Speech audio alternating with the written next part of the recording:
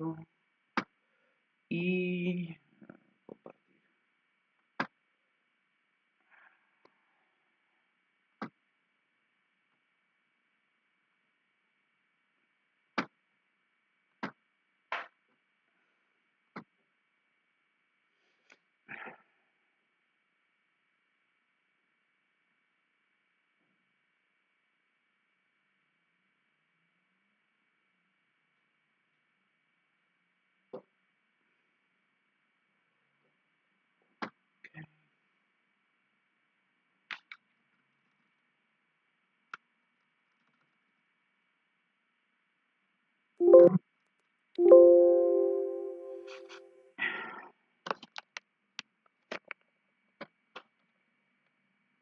¿Me confirman, por favor, que estamos en modo presentación? Sí, sí, sí, Ok, sí, doctor. excelente. Entonces, toxicidad.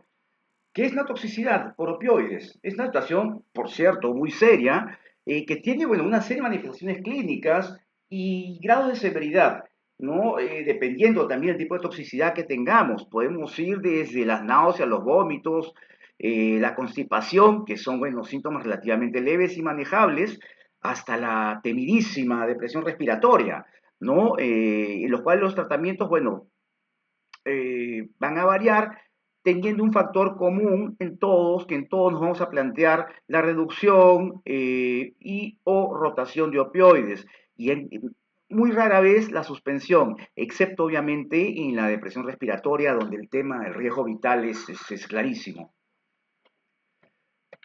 Entonces, este gráfico, este algoritmo me gusta mucho porque de manera sinóptica nos explica, nos grafica, digamos, la secuencia de eventos que nos lleva a una toxicidad por opioides de distinto grado, que incluso puede ser severa o hasta mortal.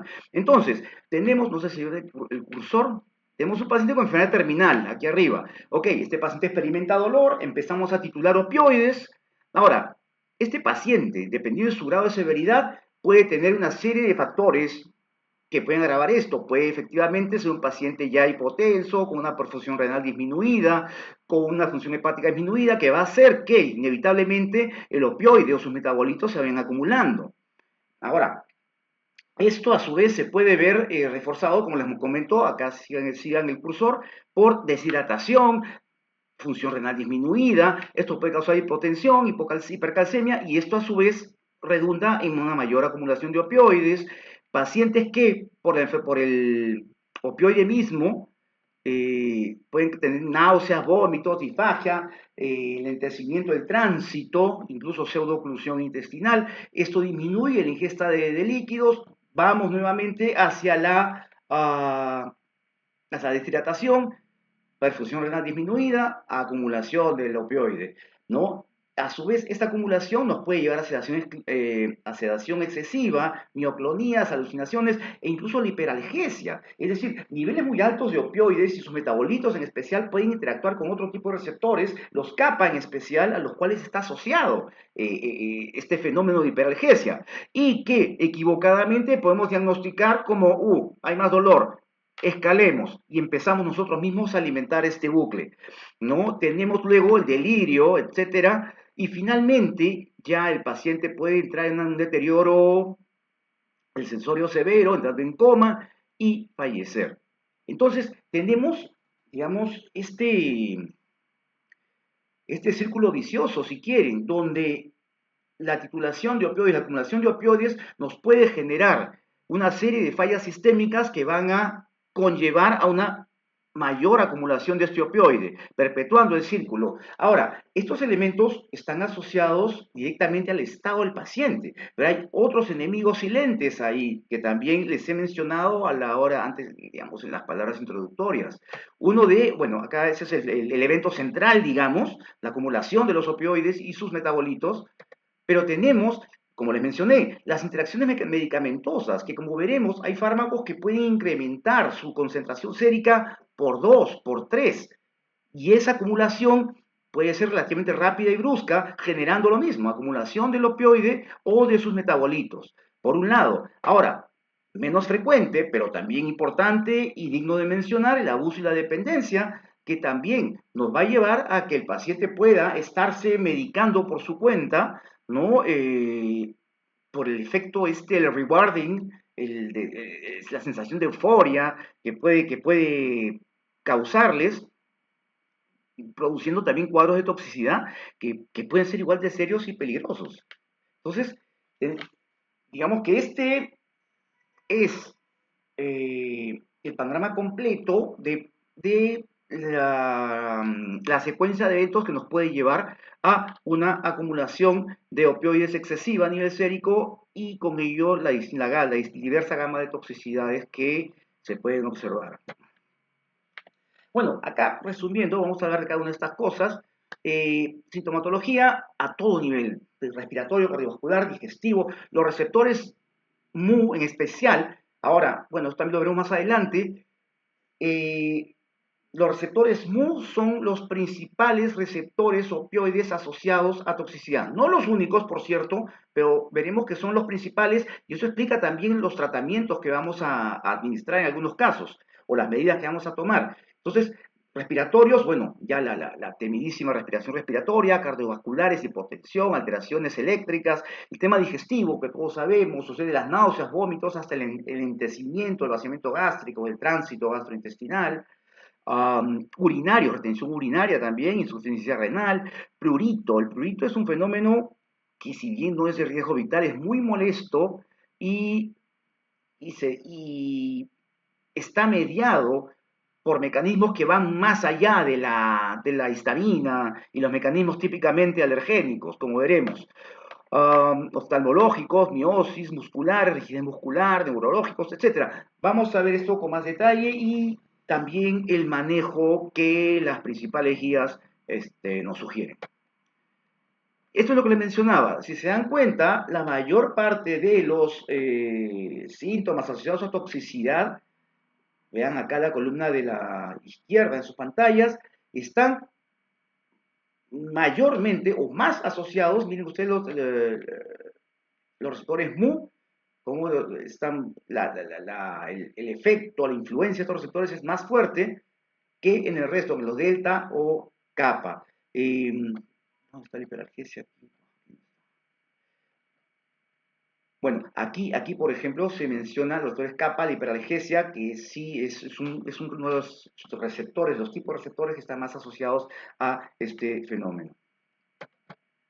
Y aquí, que estamos viendo, bueno, que la mayoría de fármacos opioides también tienen una mayor acción en los receptores MU, que como dije además son los que están más omnipresentes y más asociados a toxicidad, ¿no? Entonces, ahora, algunos son los conceptos que en realidad se superponen. Efectos secundarios, un efecto causado por un medicamento conocido, predecible, descrito, ¿no? El efecto adverso es más inesperado, menos frecuente, más severo, incluso el MINSA, por ejemplo, espera que informemos de estos eventos adversos, no de los secundarios, ¿no? Y la toxicidad, una vez más, es un concepto que se puede superponer a los otros dos, que ya estamos hablando de efectos verdaderamente perjudiciales, incluso, como veremos en algunos casos, hasta con riesgo vital.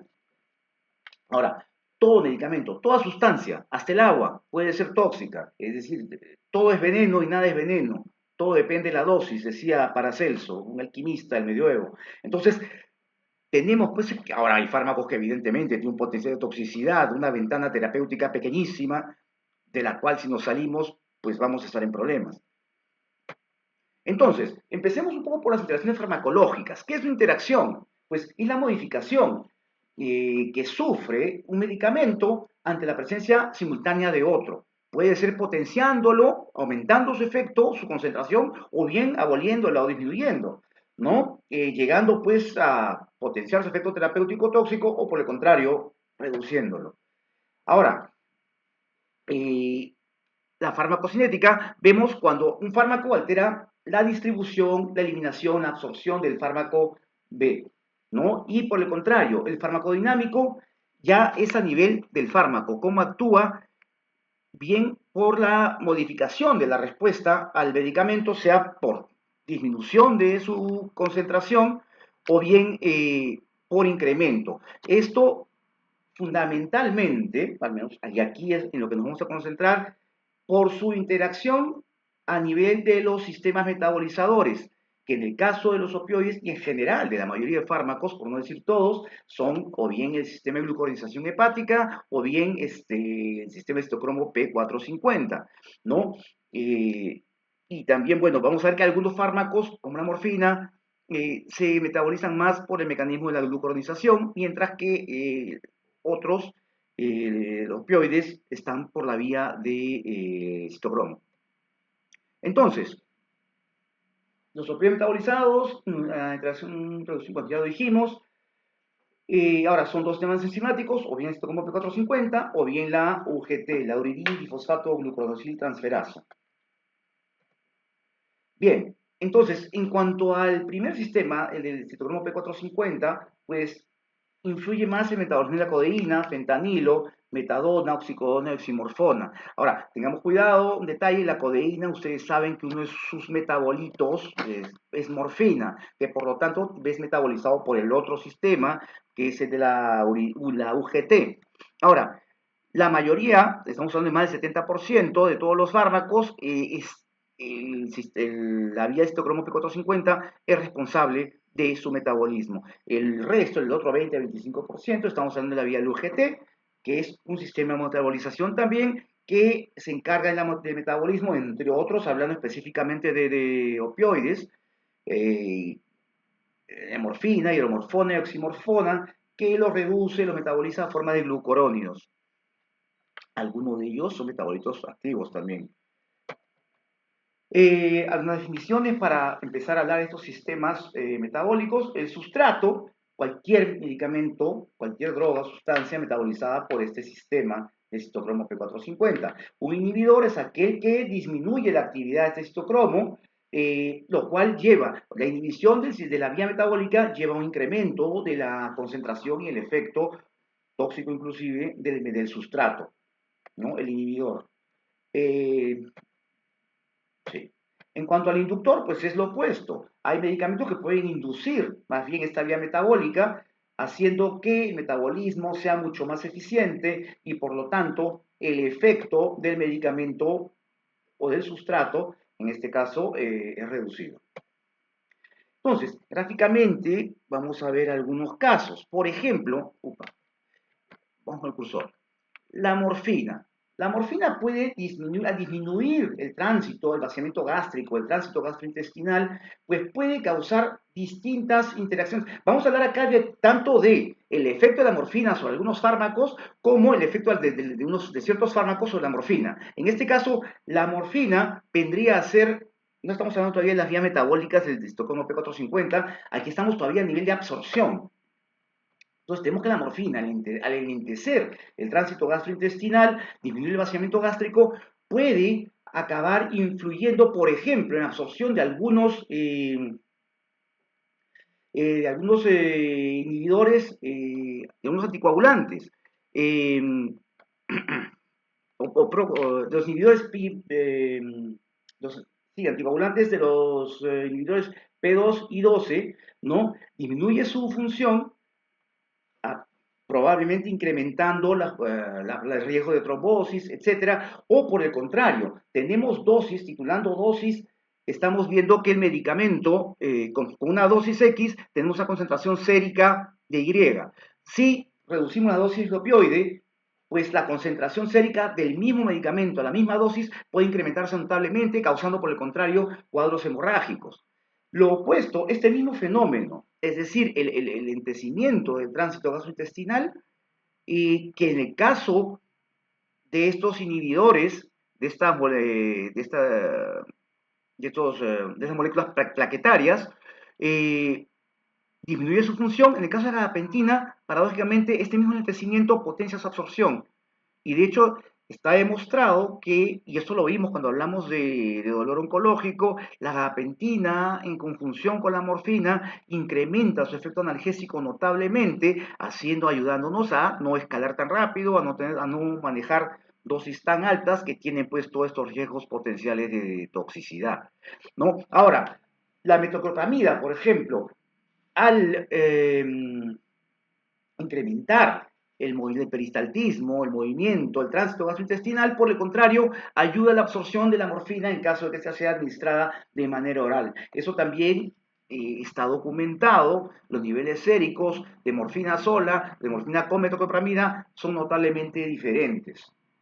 Eh, a nivel ya del tracto gastrointestinal, seguimos en absorción ciertos medicamentos como la quinidina, el itraconazol, que es un antimicótico que con frecuencia podemos estar usando en paralelo en un paciente oncológico, o la quinidina, de uso cardiovascular, etcétera.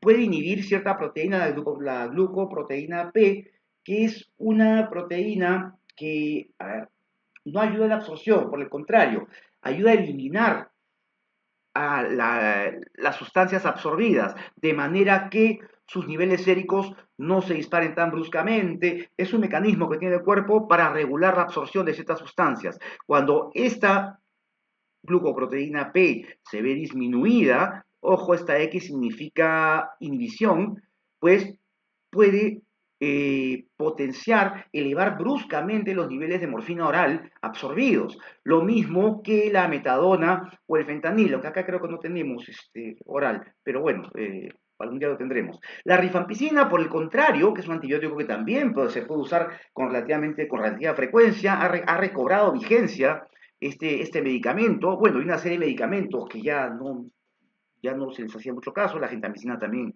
ha recobrado vigencia, no sé si lo mencionamos eso en los casos de neutropenia febril, pero bueno, lo menciono ahora. Entonces, la rifampicina puede, por el contrario, ser un inductor y por lo tanto potenciar la función de esta glucoproteína P y disminuir la absorción de morfina notablemente, haciendo que los niveles séricos caigan a igual dosis. Entonces, eso explica un poco también la variabilidad. Yo sé que no podemos estar haciendo dosajes del opioide que estamos administrando, pero clínicamente se puede ver eso muchas veces. ¿Por qué no está funcionando esta dosis? Estoy escalando y no funciona, ¿no? O viceversa, ¿qué pasó? ¿Por qué me hizo toxicidad? ¿Por qué me empezó a vomitar de manera tan dramática con unas dosis relativamente bajas? Vemos la polifarmacia, este enemigo que está ahí silente y que pasamos por alto muchas veces, y veremos que hay un fármaco que probablemente sea un inhibidor del sistema metabólico o que esté potenciando, o perdón, aboliendo, inhibiendo, por ejemplo, la glucoproteína P. Eh, por ejemplo, otros medicamentos, los antimigrañosos, los triptanes, el sumatriptán, el rizatriptán, puede también disminuir, por ejemplo, al ser vasoconstrictor, disminuir la absorción de algunos opioides que son de administración nasal. No tenemos esos productos en el Perú, pero, oiga, si por ahí tenemos un paciente privado que tiene, porque ocurre en la práctica privada, que los pacientes les traen de otro sitio medicamentos que en el Perú no hay, y bueno, si los tenemos a la mano, tenemos que usarlos y conocerlos, por supuesto. Entonces, por ejemplo, hay algunos opioides como el butorfanol que tiene administración nasal, fentanilo creo que también existe en este tipo de presentaciones. Entonces, esta absorción por el peso nasal, pues va a verse disminuida, por ejemplo, en pacientes que estén tomando este tipo de medicamentos, los triptanes. Entonces, acá estamos viendo las interacciones a nivel de absorción. No estamos hablando todavía de vías metabólicas. Ah, bueno. Ok, aquí sí ya estamos hablando un poco de tanto del sistema del P450, del citocromo, como del UGT. Entonces, acá no sé si marcado con rojo, sí. Hay medicamentos, pues, una vez más, que son de uso muy frecuente, muy habitual en pacientes oncológicos, ¿no? Y tenemos, una vez más, los antimicóticos. Los antimicóticos pueden variar, inhibir las vías metabólicas de este citocromo, por ejemplo. Acá me gustaría hablar en general de la vía citocromo. Aquí nos detallan el tipo de citocromos, el P2D6. Bueno, en fin, pero haciendo que la concentración de oxicodona se duplique por 2 o por 3 a la misma dosis. Entonces, dando el triple de dosis en un paciente que a lo mejor no ha estado tan expuesto, en el cual estamos recién iniciando, escalando, qué sé yo, de un tramadol que no nos hacía nada a una oxicodona, y es un paciente que está con algún antimicótico, alguno de estos medicamentos, podemos estar en serios problemas. Bueno, y el paciente aún más serios, ¿no? Entonces, tomemos nota que esta es la causa principal, más frecuente de toxicidades. O sea, no nos engañemos, no, que se le pasó la mano. De haber esos casos los hay, pero no son cuantitativamente, porcentualmente los principales. Esta polifarmacia, estas interacciones son el verdadero problema y la verdadera causa de las toxicidades que podemos estar teniendo al emplear opioides, que además estamos usándolo seguramente con prudencia, titulando lentamente, y aún así ocurre. Es muy probable que la explicación esté aquí. Aquí tenemos otras situaciones, otros medicamentos que pueden también disminuir, inhibir estas vías metabólicas de citocromo, macrólidos, inhibidores de proteasa, voriconazol, antimicóticos, antirretrovirales, ketoconazol, voriconazol. Bueno, la rifampicina tiene el efecto opuesto, como ya lo mencionamos. Y bueno, tenemos una vez más que la oxicodona puede elevarse, dispararse a 2, 3 veces su concentración sérica esperada.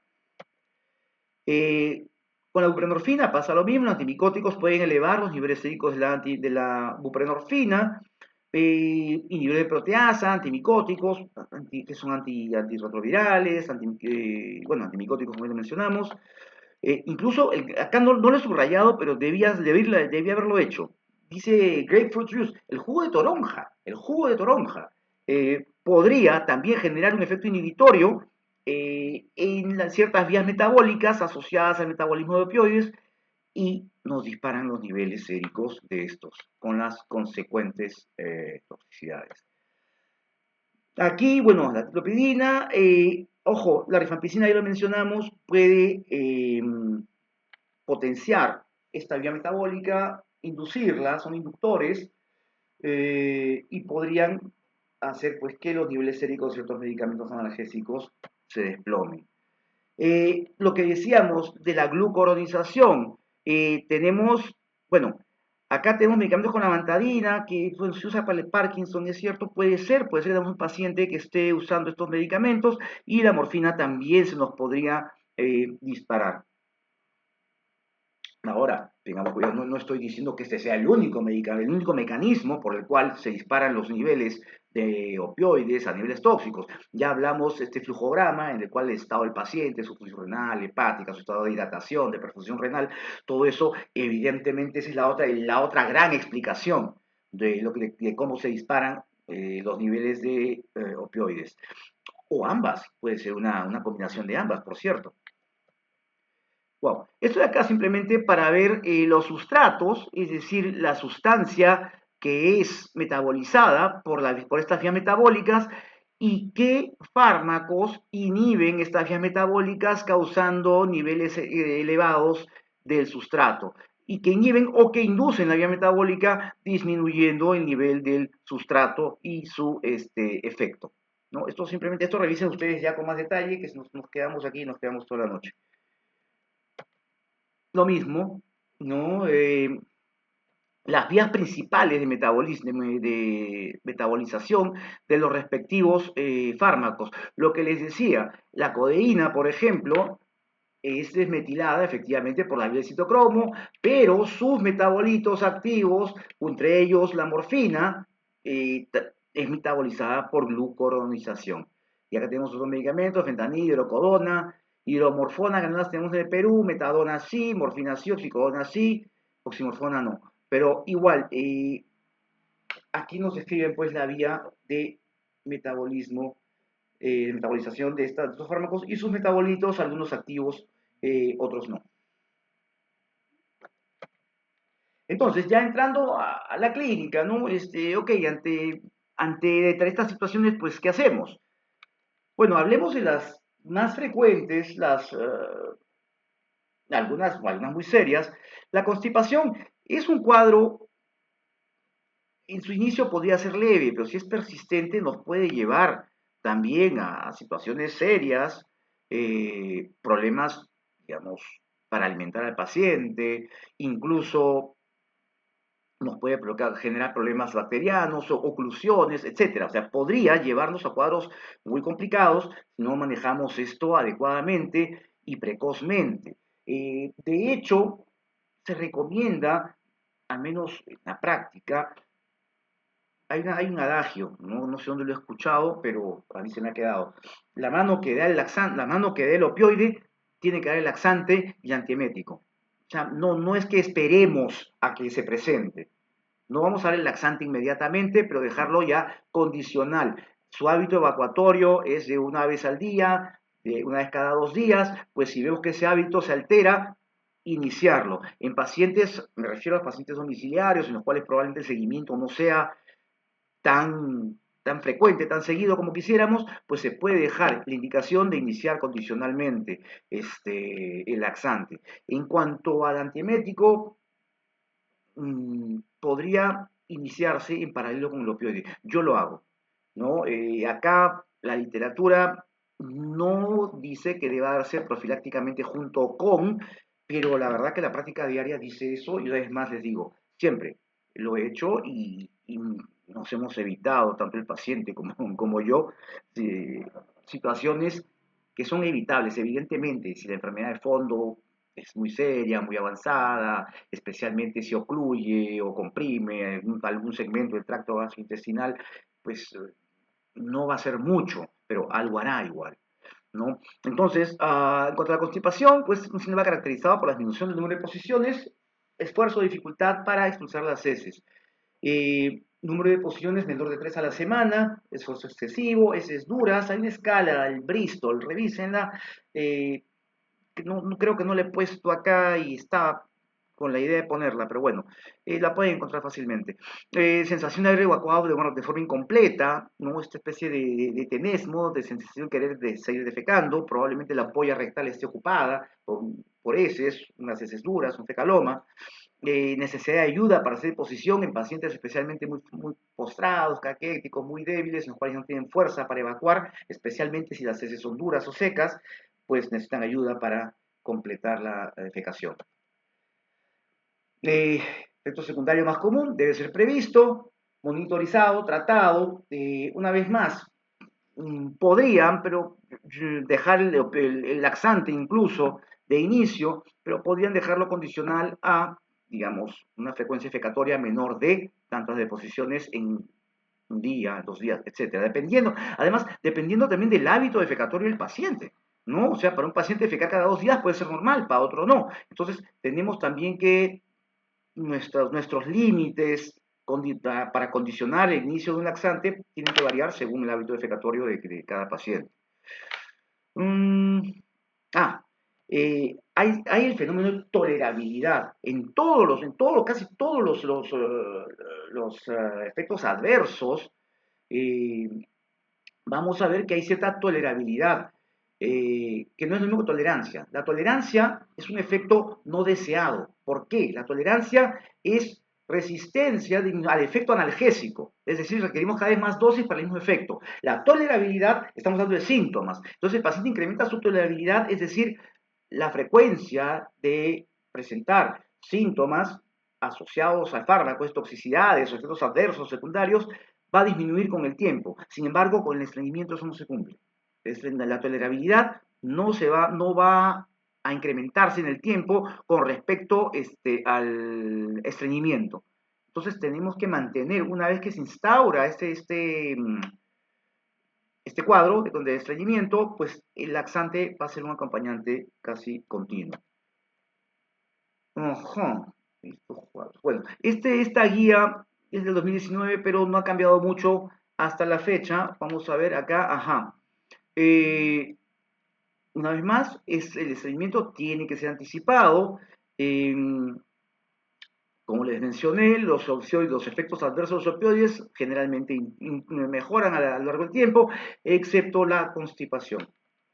Entonces, medidas preventivas, pues ahora, seguramente nos hemos encontrado con que, pero si no come, no va a defecar, ¿no? Por lo tanto, no se preocupa la familia. Hay que explicarle que igual, o sea, igual el paciente va a eliminar siempre ciertos detritos, siempre va a haber defecación, aunque sea escasa, ¿no? Porque si no come, no defeca, lo es normal y el paciente está con un estreñimiento pertinaz y que puede incluso llegar a una pseudoclusión, en fin. Bueno, lo que les decía, establecer objetivos de tratamiento y explicar a la familia que establecer plazos, después de los cuales pues habría que iniciar un laxante. Los pacientes que toman opioides siempre o casi siempre requerirán agentes para el manejo de la constipación. Laxantes estimulantes, el SENA, el polietilenglicol.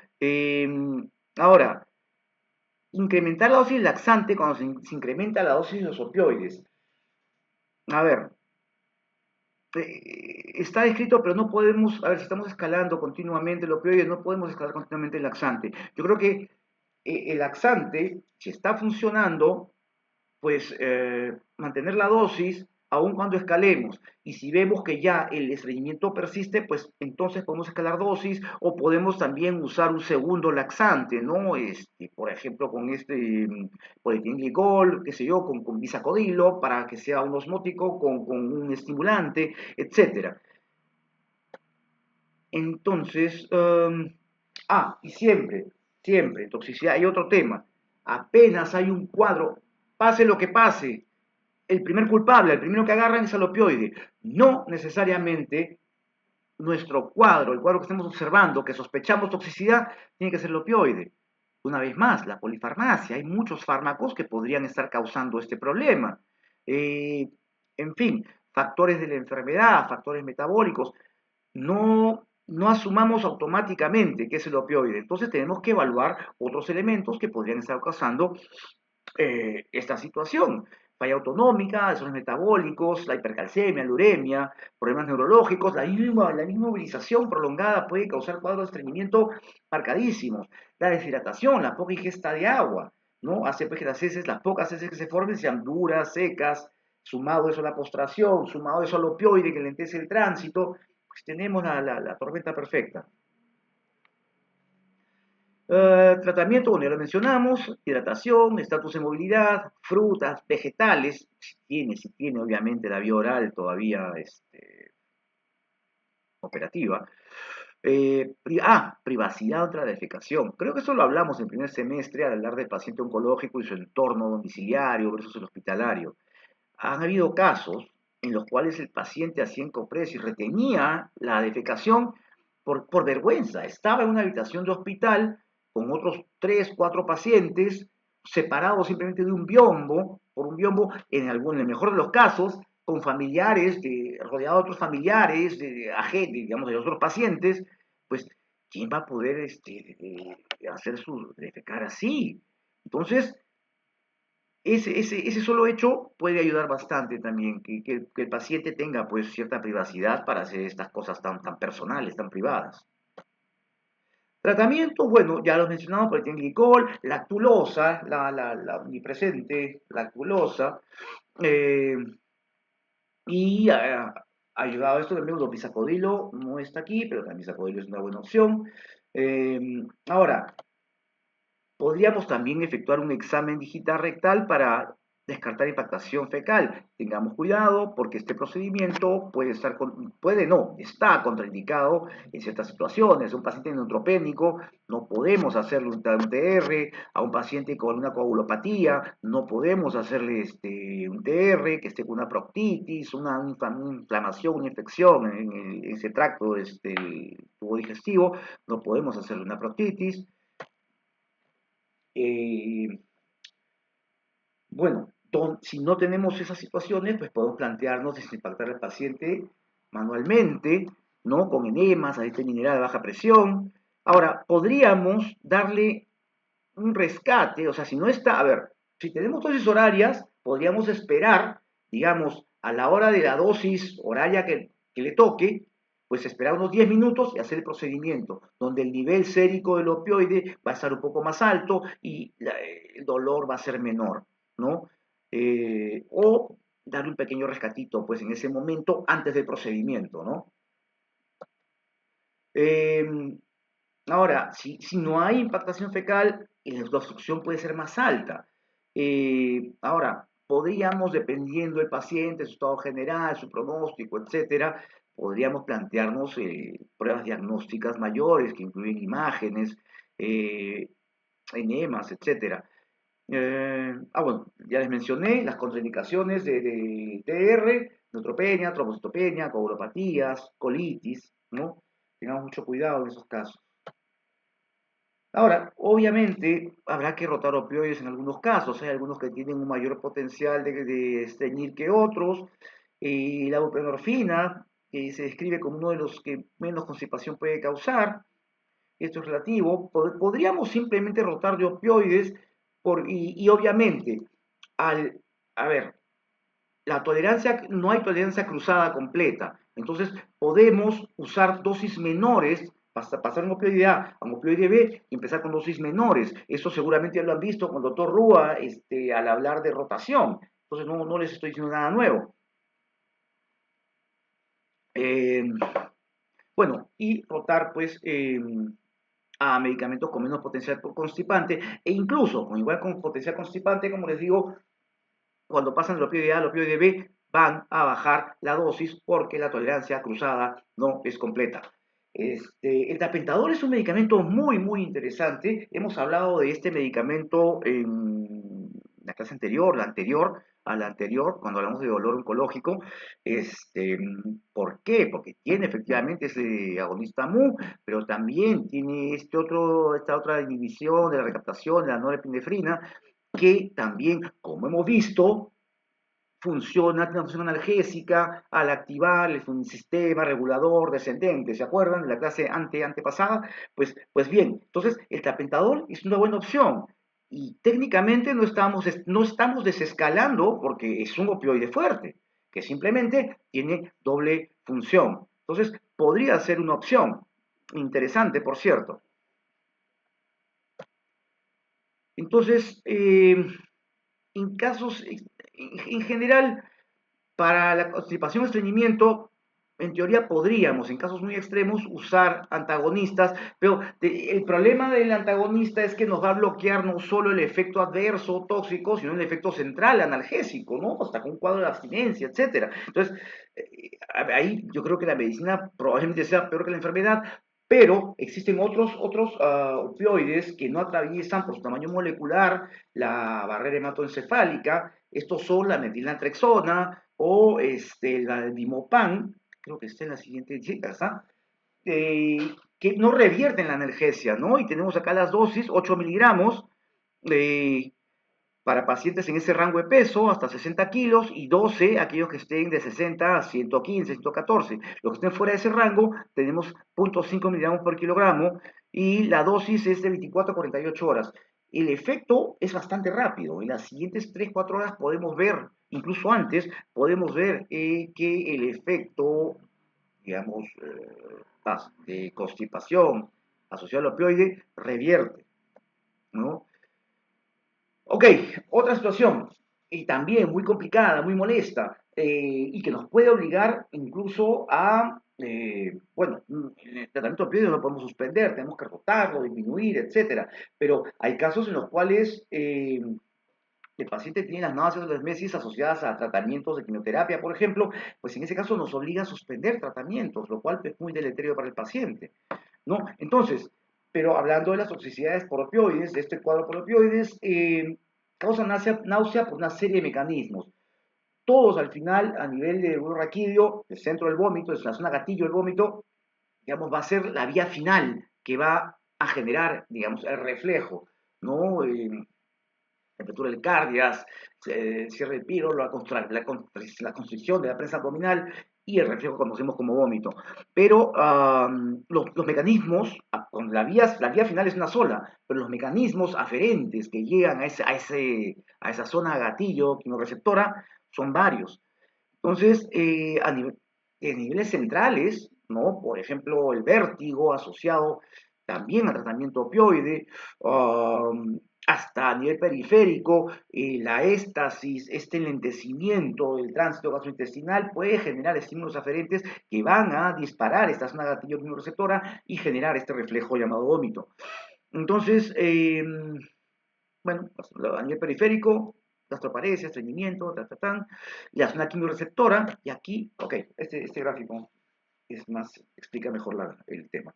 Entonces tenemos el centro de vómito, zona gatillo quimioreceptora, y tenemos una serie de vías aferentes o que van a llegar a esta zona, digamos, a esta vía final, ¿no? La corteza cerebral, la zona del gatillo quimioreceptora, receptores periféricos, el centro vestibular.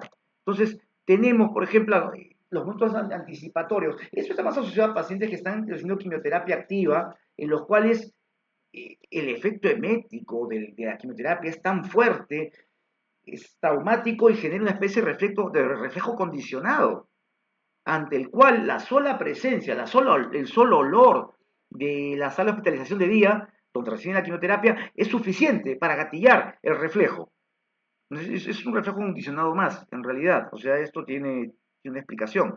¿No? La zona gatillo quimioreceptora, los fármacos, los opioides, los anestésicos, los digitálicos, algunas alteraciones metabólicas, como les digo, no siempre es el opioide, receptores periféricos, las toxinas, las quimioterapias, a nivel del tracto gastrointestinal, también la misma éstasis puede generar un estímulo emetógeno.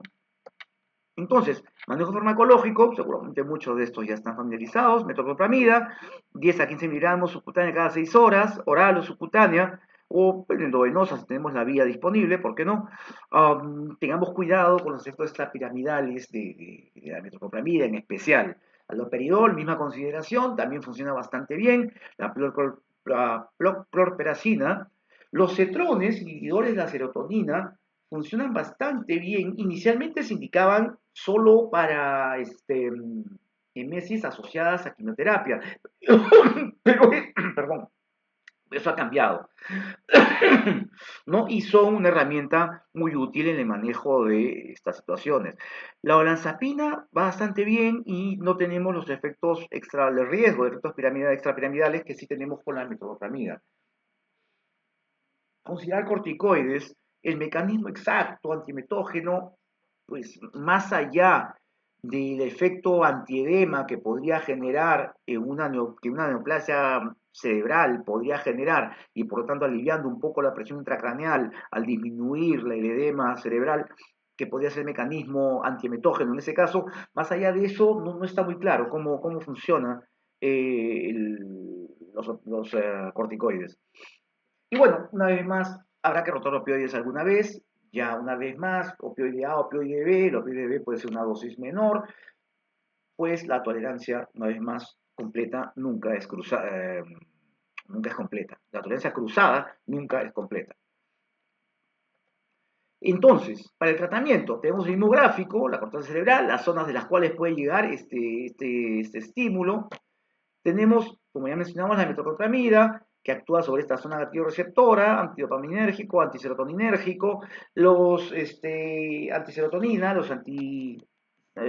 antiserotonina, los cetrones, y acá la antineroquinina no la puse en el listado anterior, pero aquí la pongo con fines didácticos, el aprepitant, pero que el aprepitant se usa habitualmente en combinación con los cetrones, solo no se indica y tiene su indicación principal, sigue siendo solo para los vómitos, la emesis asociada a quimioterapia.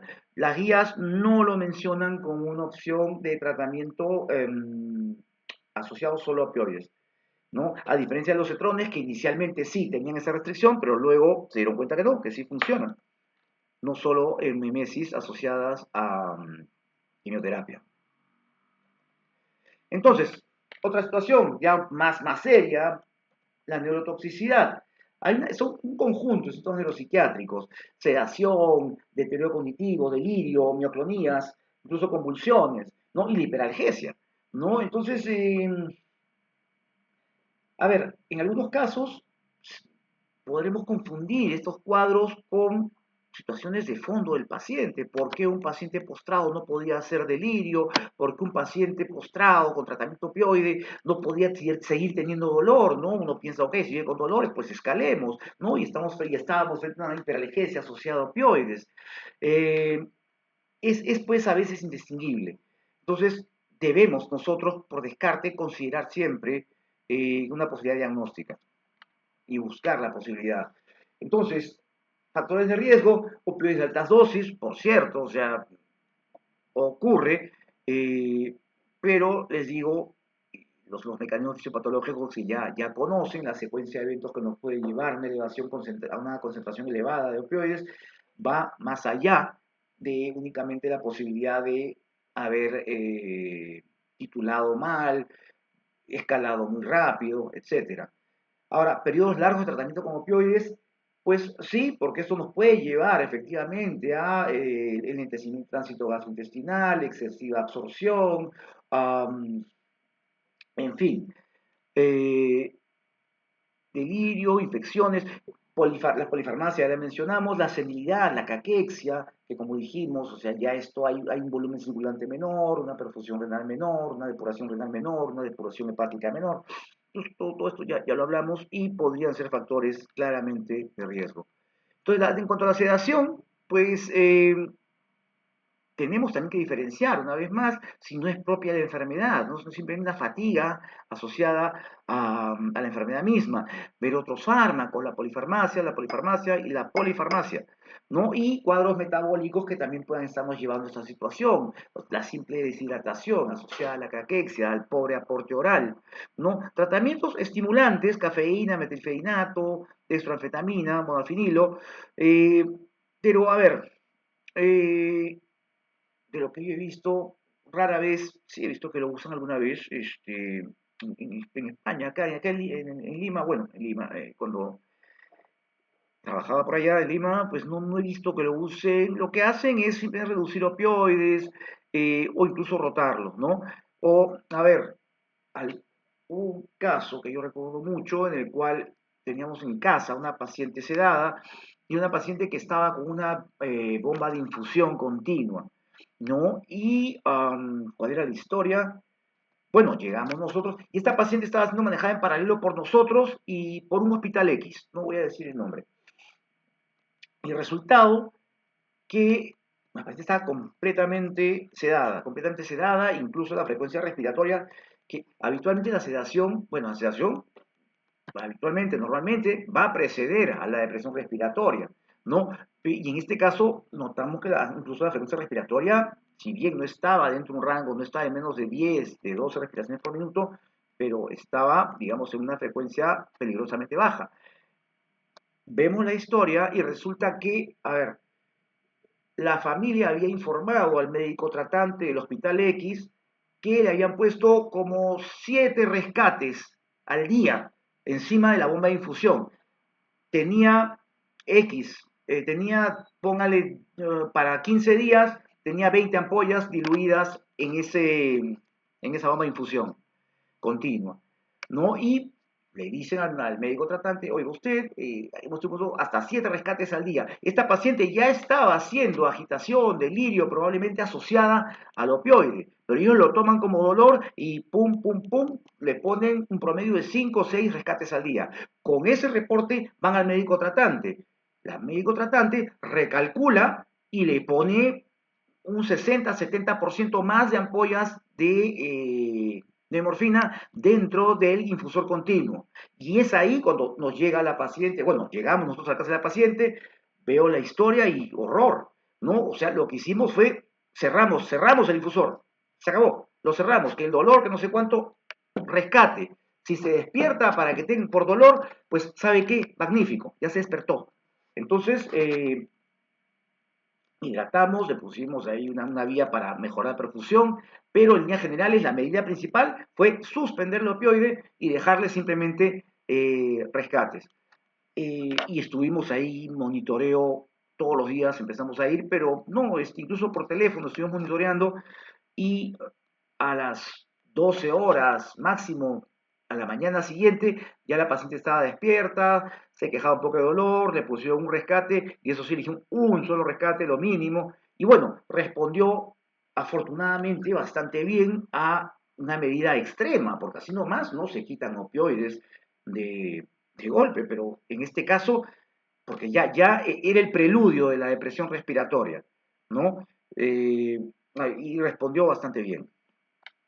Entonces, tengamos cuidado. Y ya que se menciona, ya que lo menciono, especialmente si tienen pacientes domiciliarios que les van a hacer el reporte de cómo les fue con la analgesia, tengan cuidado con esto de que le di 5 rescates, 3 rescates, no asuman automáticamente, ok, 5 rescates al día, son tantos miligramos al día más sobre lo que ya tenía, y boom, pongo todo en el infusor y nos va a pasar situaciones como esta. Tengan mucho cuidado cuando reporten este número exagerado de rescates que la familia administró. Delirio, bueno, ya conocemos la definición de delirio, desorientación, tiempo, espacio, persona, deterioro de memoria, trastornos en la atención, ansiedad, irritabilidad, percepción alterada, inicio agudo y fluctuaciones día-noche, ¿no? Y en ese caso, ya si estamos un paciente agitado, semiagitado, pues ya podemos echar mano, bueno, rotar opioides es una posibilidad, ¿sí?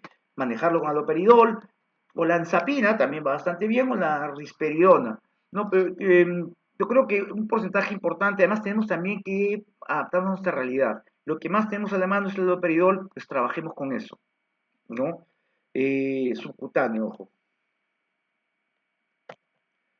Las mioclonías también son algo relativamente frecuente, contracciones musculares activas de un paquete muscular, un grupo, incluso un conjunto de fibras.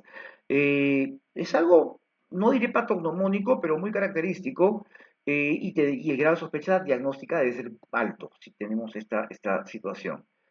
Eh, una vez más, bueno, ya los mecanismos por los cuales las concentraciones séricas son altas, ya los hemos hablado, ¿no? En este caso, bueno, hablan de función renal deteriorada, pero ya tenemos en mente muchas otras causas de incremento de esta concentración sérica de la droga madre o de sus metabolitos.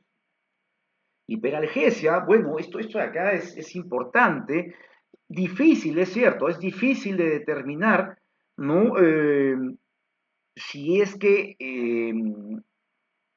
la respuesta es pobre al opioide, si no está respondiendo, tenemos que escalar, o es una hiperalgesia asociada, perdón, es dolor asociado a hiperalgesia, ¿no? Y como les que mencioné, el receptor principalmente involucrado es el agonismo, es el receptor, perdón, el receptor opioide tipo kappa.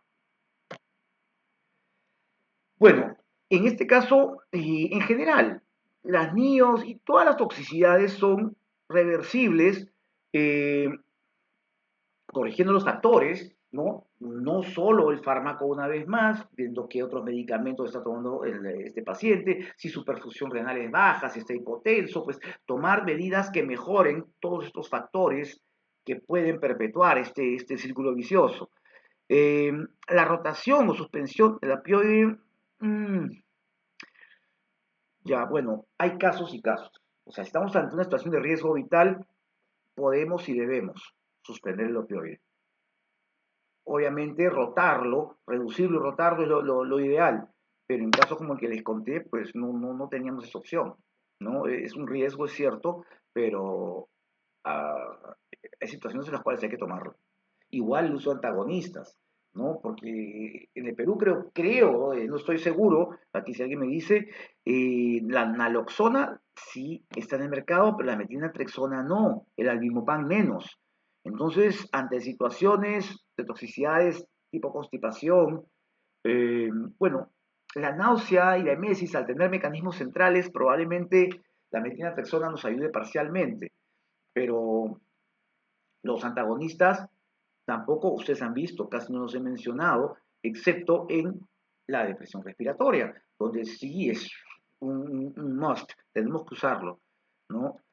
Entonces, es un efecto secundario potencialmente fatal, el más temido, ¿no? Y de hecho, sobretemido. O sea, yo estoy seguro que ustedes hablan con un colega que no esté familiarizado con paliativos, con manejo de dolor, y literalmente se mueren de miedo de usar opioides. O sea, en general, todas las especialidades, ¿no? Que no sean oncología o paliativos, bueno, anestesiología como que está más familiarizado con este tipo de fármacos y seguramente no va a tener digamos, demasiado reparo en usar dosis tal vez más agresivas de las que alguien que no sea la especialidad use, con esa excepción. Bueno, la sedación, como les mencioné frecuentemente, por no decir siempre, precede a la represión respiratoria. ¿no? Una vez más, el caso que les conté, ¿no? En todo caso, si tenemos un paciente ya con sedación, tenemos ya que prever que se nos puede terminar de postrar, de planchar, como dicen coloquialmente, y está un paso de la presión respiratoria. Entonces tenemos ya, es el preludio, tenemos que estar preparados. Eh, ahora, eh,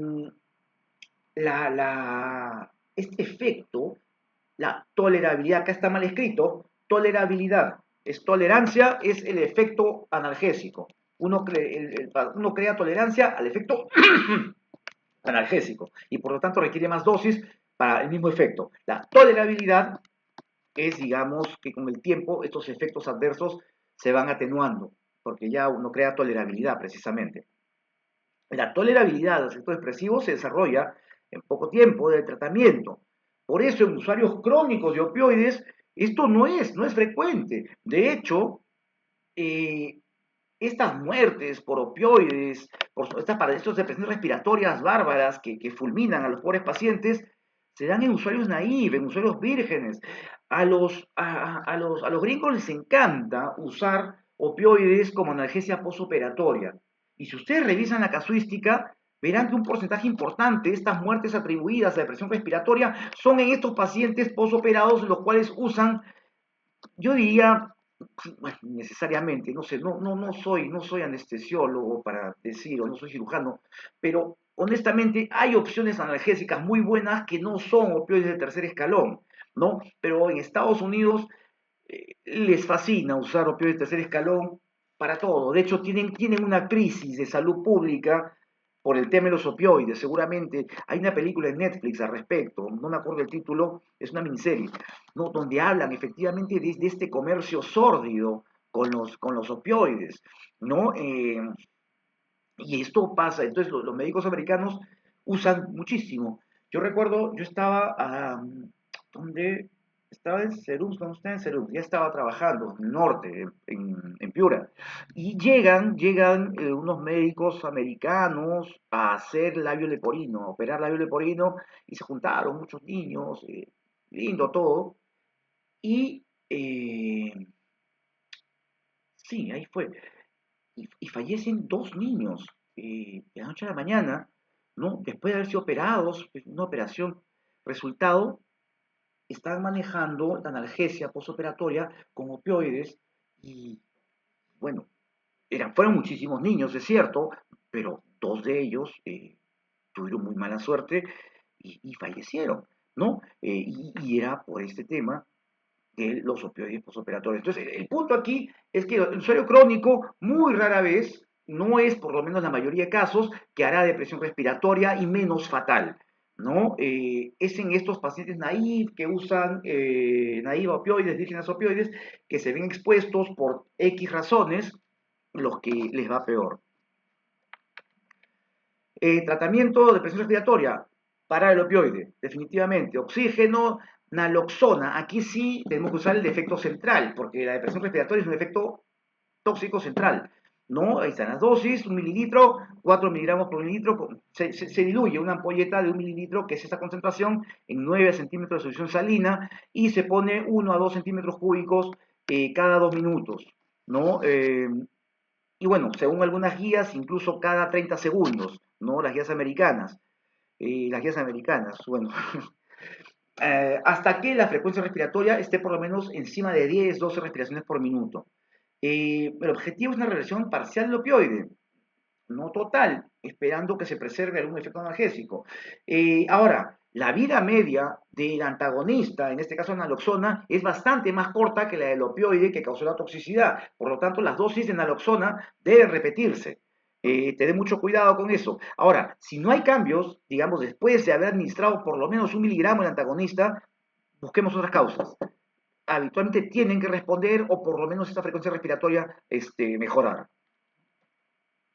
Otras toxicidades, al churrito, lo que hablamos al principio. Es un porcentaje de 2 a 10% de pacientes con opioides sistémicos. Cuando es intravenosa, la frecuencia sube notablemente. Y cuando es neuroaxial, epidural, y aquí los anestesios, los anestesiólogos, Eso de anestesios, cardios, ya les dije, es horrible.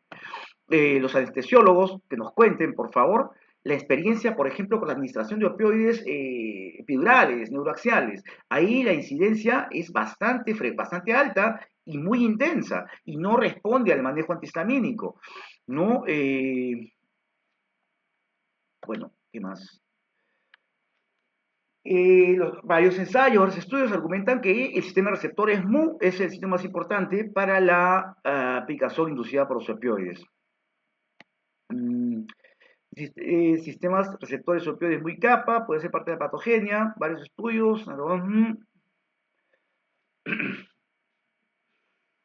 Los antagonistas se han demostrado, o sea, una vez más, estas son las llamadas pruebas terapéuticas, ¿no? Donde se le da el medicamento y ven que funciona, por lo tanto el mecanismo es ese, ¿no? Y efectivamente, hay más de un estudio en el cual se administran dosis, microdosis, van a ver cuando veamos las dosis para el prurito, son microgramos. En el otro lado estamos hablando de miligramos en segundos. Acá estamos hablando de microgramos en dosis únicas a veces. Entonces, porque dirán, pero oiga, usamos antagonistas así nomás y ahora por prurito los vamos a utilizar. Pues sí, pero las dosis son microdosis. A ver, sigamos. Ok, tratamiento. Esperar remisión espontánea, lo ideal. O que haya tolerabilidad. ¿Cómo es posible que haya puesto tolerancia? No, tolerabilidad, doctores. Reducción de dosis para identificar la dosis analgésica mínima, cambiar a otro opioide, antihistamínicos, ya, porque no, una vez más, el mecanismo no es, por lo menos el principal mecanismo no es ese. Los cetrones, el antagonismo de la serotonina también se ha demostrado efectivo, aunque el nivel de evidencia no es el mismo que con los antagonistas opioides. Agonistas, antagonistas, también hay cierto grado de evidencia, pero donde la evidencia es más fuerte es con los antagonistas. Miren la dosis, 0.25 a un microgramo por kilo, por hora, por hora. En el otro lado estamos dando 1 a 2 miligramos cada 30 segundos, según las guías americanas. Entonces, todo en su contexto, ¿no? Podemos usarlo, pero miren estas dosis. Aquí, bueno, lo que les hablaba de los mecanismos asociados a el prurito, antagonismo receptor MU con naloxona, bueno, la documentación es bastante buena, aceptable. Con los cetrones, antagonismo de la serotonina, la documentación no es aceptable, pero no como en los antagonistas opioides. Y ya tenemos antagonismo dopaminérgico, histaminérgico, que ya la documentación es bastante pobre. Y aquí, bueno, aquí simplemente como una especie de resumen, los principales tipos de toxicidad y cuáles son los opioides que están mayormente o más relacionados a estos fenómenos tóxicos. Unas palabras sobre la polifarmacia, que como les digo, es un problema que está ahí, está omnipresente. Nuestros pacientes, todos, van a tener alguna comorbilidad, ergo van a tener mucha medicación concomitante a los opioides y es muy fácil esta interacción farmacológica de la cual ya hablamos. Entonces, polifarmacia, definición. Bueno, ahora, polifarmacia, ¿qué es polifarmacia? ¿No? 1, 2, 3, 4, 5. Pues bueno, aquí hablan de la acumulación de 5 o más medicamentos tomados al día. Bueno, no sé, me parece arbitrario, pero ok, 5. Deviene con frecuencia en problemas asociados a farmacoterapia. Ahora, los mismos fármacos pueden causar sus toxicidades, como veremos, ¿no? O incluso empeorar una vez más las toxicidades asociadas a opioides, qué sé yo, diuréticos, excesivos, antihipertensivos que pueden hacer caer la presión demasiado, alterar la perfusión renal, con ella la filtración renal y tenemos concentración, elevación de metabolitos y el círculo vicioso se activa. Ahora, las comorbilidades se asocian a muchos fármacos con efectos secundarios, los cuales a su vez son tratados con otros fármacos, ¿no? Y tenemos entonces, bueno, acá este término, ojo, no lo he inventado yo, lo he encontrado, cascada de prescripciones, ya, cascada de prescripciones, es decir, agregar medicación para corregir los efectos secundarios o adversos de otra medicación, ¿no? Suele ocurrir. Bueno, esta palabreja en inglés, suena bien. Desprescribir, deprescribing, es reajustar las dosis, reducir dosis, suspender dosis, evaluar qué medicamento, la utilidad de cada medicamento y su potencial de toxicidad. ¿no? Y el objetivo es reducir o retirar medicamentos que no aporten un beneficio razonable, ¿no? Y prevenir, evitar la posibilidad de interacciones de las que ya hemos hablado, por lo menos en el caso de los opioides. Entonces, ¿cómo hacemos el tema, cómo evaluamos la polifarmacia? Tenemos esta, digamos, la evaluación, ¿no? El análisis de la medicación.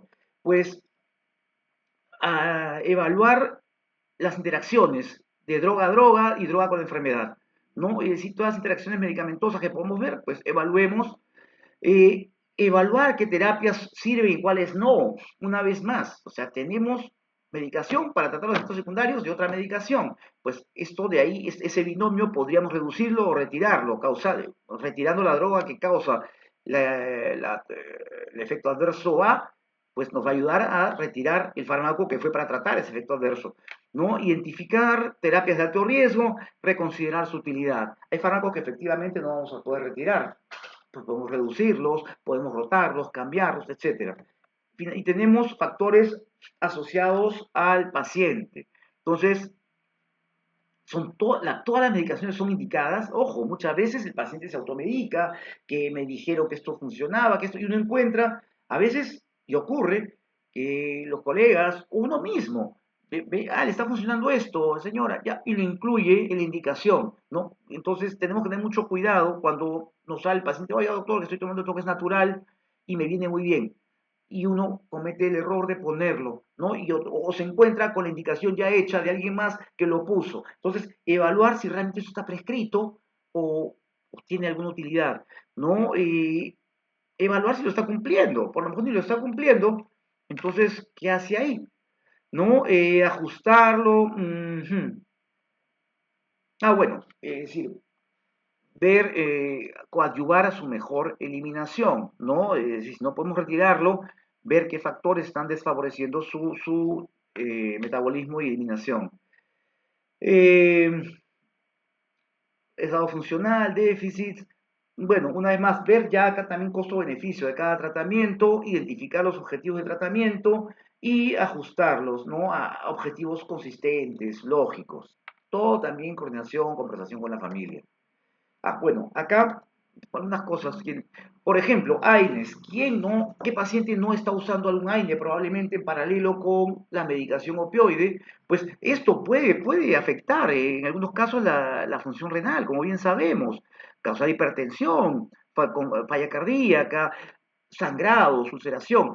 Ahora, yendo al mecanismo de depuración, pues puede afectarnos la función renal y por lo tanto, una vez más, incrementar la concentración de algún medicamento que esté causando problemas de toxicidad. Medicamentos antihipertensivos también pueden causar caídas de presión que pueden, un paciente caquético, postrado, ¿qué hace con un hipertensivo? Entonces, una vez más, hay cosas que ya son drogas zombie, que están ahí automáticamente, se repiten, se repiten, se transcriben, se transcriben. Entonces, tenemos que evaluar eso porque nos puede causar serios problemas en la terapéutica, ¿no? ¿Qué más? Bueno, los opioides, ya hablamos de esto, ¿no? Que pueden causar sedación si estos están asociados o están tomando algún otro tipo de psicofármaco, sean benzodiazepinas, antipsicóticos, inhibidores de colinesterasa para tratar la demencia, pues tenemos ahí una situación perfecta para neurotoxicidades inducidas por opioides o no, eh, altamente probable. Rápidamente, abuso y dependencia, lo que les digo, hay patologías oncológicas que por su algidez, por su complejidad, van a requerir un mayor uso y un mayor escalamiento de opioides de manera mucho más rápida. Pues esas enfermedades también está documentado que tienen un mayor riesgo de generar abuso y dependencia a lo largo del tiempo, ¿no? Después de tratamiento curativo o no curativo, tenemos pacientes con una enfermedad, digamos, oncológica que puede estar estacionaria o está con tratamiento quimioterápico paliativo para controlar la enfermedad y paralelamente está tomando opioides en dosis que uno, bueno, pero dice, pero este señor se le ve relativamente con un ECOG aceptable, funcionalmente bien, y está tomando unas dosis aparentemente exageradas. Tengamos cuidado porque estos pacientes pueden ya haber creado cierta dependencia al medicamento, ¿no? uso prolongado. Bueno, es un estudio que rápidamente les voy a mencionar, un hospital de veteranos militares. Eh, Se evalúa, son más de 100.000, imagínense. Eh, Después de tratamiento con uso opioide en sobrevivientes de cáncer. Eh, el uso persistente de opioides en cáncer, sobrevivientes de cáncer fue de 8.3 y la tasa de abuso o dependencia fue 2.9 y las admisiones asociadas a toxicidades por opioides fue del 2.1% de 106.000. Entonces estamos hablando de números importantes. Y si esto lo traspolamos a la población, digamos, oncológica, pueden ser números importantes también, aunque los porcentajes sean pequeños. Entonces, demuestra pues eh, el potencial de evolución asociada a el uso de opioides excesivo, asociada a dependencia en sobrevivientes de cáncer. Y esta tabla, esta gráfica también es de este estudio, donde habla pues de enfermedades las más álgidas, pulmón, páncreas, cabeza y cuello, esófago, hígado, donde tal vez la necesidad de opioides sea mayor y vemos efectivamente que el uso persistente de opioides llega al 20% en algunos casos, el de abuso al 10%, que es un montón, y admisiones hospitalarias relacionadas a toxicidad por abuso de opioides en esta población. No estamos hablando de poblaciones con comorbilidades, postradas, con disfunción renal, no, estamos hablando de abusadores, de gente que hace uso y abuso de estos fármacos. Esto es en Estados Unidos, donde, bueno, tienen un problema también de salud pública terrible. A ver. Esta tabla, yo les hablé en alguna clase de algunas herramientas de evaluación y la ley de la tabla CAGE, que es riesgo de dependencia de opioides en función básicamente del hábito o de alcoholismo, es el CAGE. Este acá es para el riesgo de dependencia. Entonces tenemos una serie de variables, ¿no? El sexo, mujer, masculino, femenino, masculino, historia familiar de abuso de alcohol, drogas ilegales o drogas por prescripción, historia personal de alcohol, drogas ilegales o por prescripción. Esto por prescripción a nosotros nos puede sonar raro, pero en Estados Unidos, una vez más, es un lío enorme con demandas, cientos de miles de muertos y demandas multimillonarias. Edad entre 16 y 45, historia de abuso sexual, enfermedad psicológica, cualquiera de estas, y el score, ¿no? Tenemos un score de 3 o menos, bajo riesgo, 4 a 7, riesgo moderado, 8 o más, alto riesgo de abuso de opioides. Es una herramienta bastante útil que yo creo, no sé si esté validada para América Latina, pero yo creo que igual podemos usarla y nos puede funcionar bastante bien, donde sospechemos este riesgo. Esto simplemente para mostrarles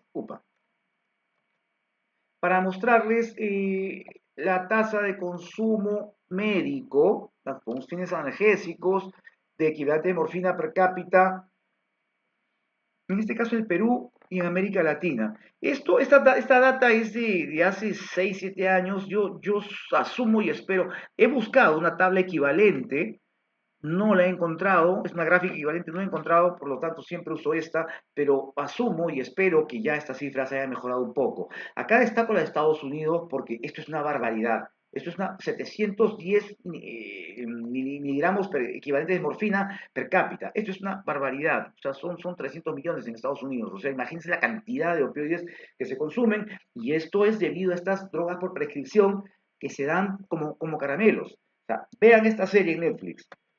Y bueno, esto es de 2017, pero la crisis sanitaria de salud pública sigue. O sea, Trump fue presidente hace 8 años y creo que va a ser presidente de nuevo, pero bueno, eso ya es otro tema. Y lo que les hablaba, la crisis sanitaria con las demandas multimillonarias a Johnson y Johnson y esta otra empresa, este otro laboratorio que produce el Oxycontin, no me acuerdo del nombre, pero también, o sea, de eso habla en esta serie de Netflix. Y bueno, y se viene una avalancha de demandas que espero que las ganen todas, porque la verdad que han hecho un gran daño en Estados Unidos. Bueno, conclusiones para cerrar, evaluar otras causas, muchas toxicidades están relacionadas a dosis altas, Sí, muchas, no todas, porcentualmente yo diría que no, un porcentaje menor. El manejo del EMS y el seguimiento, preventivos, antagonistas, limitados a casos muy específicos, rotar opioides, ocasionalmente, frecuentemente, tener en cuenta la tolerancia cruzada entre opioides, no es completa, aquí sí la tolerancia está bien, ¿no? La comunicación para a medida que tomemos, la comunicación es importante, ¿no? Si vamos, especialmente si vamos a empezar a quitar medicamentos, vamos a hacer el deprescribing, la desprescripción, pues tenemos que tener una comunicación muy clara con la familia porque les aseguro que no les va a hacer gracia que les empiecen a quitar medicamentos a sus pacientes en vez de darle más, que es lo que esperan de nosotros. Y bueno, la frase que les comenté al principio, nada es veneno y todo es veneno, la diferencia está en la dosis de Paracelso. Bien, doctores, muchas gracias. Espero que haya sido provechosa la presentación. Y bueno, quedo abierto a cualquier pregunta porque no puedo dejar de presentar.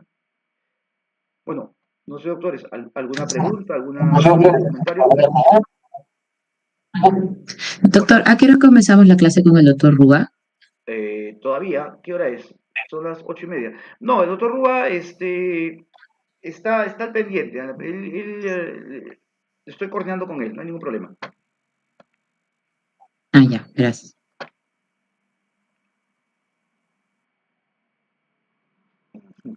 No sé, alguna duda, comentario, algún anestesiólogo que esté en la clase, que nos comente un poco este tema de la anestesia neuroaxial, los opioides epidurales, con qué frecuencia han observado este fenómeno del prurito. No sé si algún anestesiólogo nos pueda contar.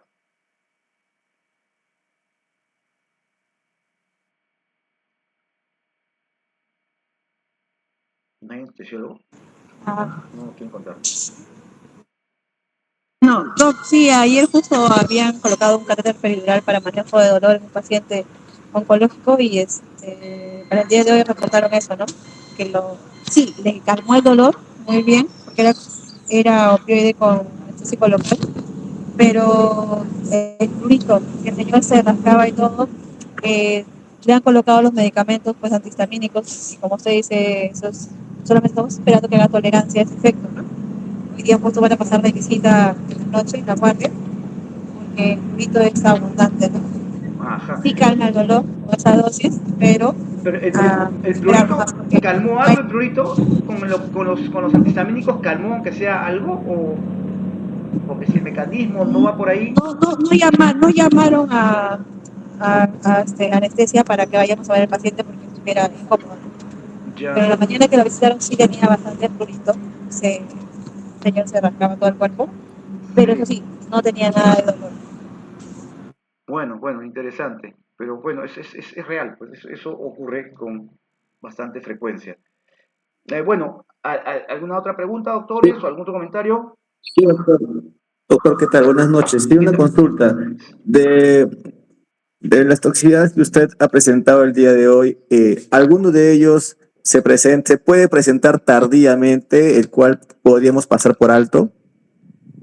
Tardíamente. Lo que pasa, a ver, puede ser que el paciente haga una acumulación del fármaco. Incluso con medicamentos orales se forman una especie de besoares, de pastillas. Se juntan las pastillas en el intestino tan enlentecido, se forman una especie no sé, besoares, se acumulan unas pequeñas pelotitas de medicamento que no se absorben y que se absorben erráticamente. ¿No? Incluso, entonces, eso podría ser un efecto tardío, porque es medicamentos que no hemos administrado en el momento y que se han acumulados ahí, estancados en el tracto gastrointestinal casi paralizado, se absorben erráticamente y tenemos estos efectos secundarios. Pero efectos tardíos, es que depende de la concentración del momento. O sea, si hay una concentración elevada, pues en el momento se van a presentar. No hay forma de que esto tenga un efecto tardío. Lo que sí puede ser tardío, como le repito, es el momento en el cual este pico de opioides se dé, ¿no? Ya sea porque el estado general del paciente se deteriora súbitamente, una vez más, los mecanismos de clearance renal o de metabolismo hepático decaen y con la misma dosis que nos iba muy bien, súbitamente tenemos el problema, ¿no? Pero está asociado, digamos, el momento de la toxicidad está asociado al momento del pico. O sea, no es que haya un efecto, haya un pico y el efecto sea retardado, no es la figura. Ahora, que los picos, una vez más, pueden, su momento puede ser muy errático, ¿no? Incluso en la vía oral, como le comento, ¿no? Se forman estos pequeños besoares y se absorbe de manera muy errática.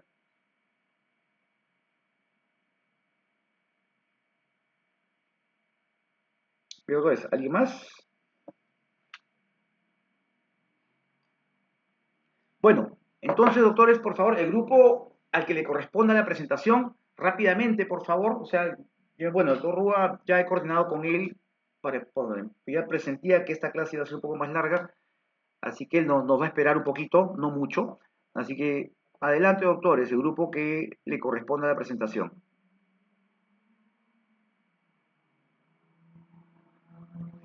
Y sus cámaras, doctores, les agradecería, tenganlas prendidas.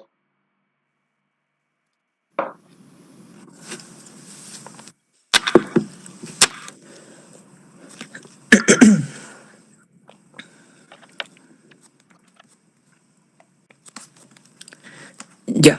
Bueno, buenas noches. Buenas noches. Vamos a presentar el tema sobre toxicidad. ¿Se escucha, verdad? Sí. Ah, ya. Sobre toxicidad asociada al tratamiento opioide. Bueno, nosotros somos dos anestesiólogos, así que le hemos enfocado más sobre anestesia. Excelente. Bueno, la exposición va a mencionar acerca de lo que es farmacocinética. Siguiente, por favor. Acerca de lo que es la farmacocinética, manifestaciones clínicas, el diagnóstico, cómo proceder, el manejo y la prevención de esta toxicidad, que son puntos un poco más claros. Bueno, entonces empezamos, ¿no? La toxicidad o la toxicocinética de lo que son los analgésicos opioides viene a estar dada por la farmacocinética, ¿no? De estos opioides, es decir, por su absorción, por su aclaramiento, su vida media, etcétera. Todo esto a menudo se hace irrelevante en lo que es una sobredosis. Por ejemplo, los besoares, que justamente está hablando el doctor, que se forman después de grandes ingestas de lo que son estas pueden producir tasas erráticas de absorción justamente del fármaco, ¿no? Y por lo tanto el retraso en lo que es el vaciamiento gástrico, ¿no? Disminuyendo así de esta forma la motilidad causada por los opioides y puede prolongar la absorción del fármaco, es decir, puede intoxicar, ¿no? Como se ve en la figura, ¿no? Que hay un límite o hay una dosis que es terapéutica y una sobredosis o una dosis de toxicidad que alarga las horas, ¿no? En cada medicamento opioide. Ahora, después de la absorción, la mayoría de los medicamentos, como dijimos, se someten a una farmacocinética de eliminación, en casi todos de primer orden, en donde la fracción es constante del fármaco, ¿no? Y se convierte por diferentes procesos enzimáticos por unidad de tiempo. Sin embargo, en el caso de una sobredosis o de una toxicidad, las altas concentraciones del medicamento lo que hacen es anular esa capacidad de la enzima para manejar ese sustrato y lo saturan, ¿no?